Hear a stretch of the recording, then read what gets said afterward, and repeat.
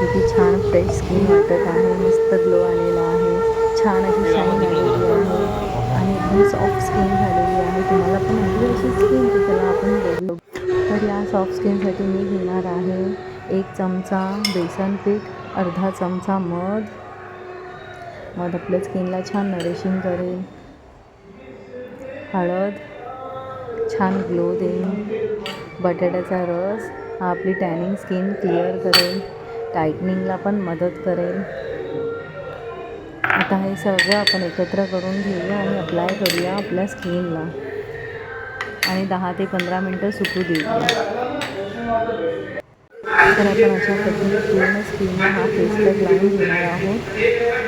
सगळ्या चेहऱ्यावर अप्लाय करायचा आहे हा फेस पॅक. त्याला तर मी पूर्ण चेहऱ्याला लावून घेतलेला आहे. आता हा 10 ते 15 मिनटं ड्राय होईल. त्यानंतर तुम्हाला मस्त याला हलक्या हाताने घासून घ्यायचा आहे, स्क्रबिंग करून घ्यायचं आहे. आता हा जो काही उरलेला फेस पॅक आहे त्यातच आपण थोडेसे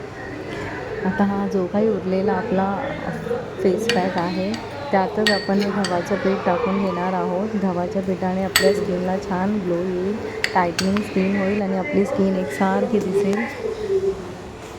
त्याच्यातच आपण टाकून घेणार आहोत आता हे ॲलोवेरा 1/2 टीस्पून. आता हे छान आपण एकत्र करून फेस पॅक करून आपल्या चेहऱ्याला लावून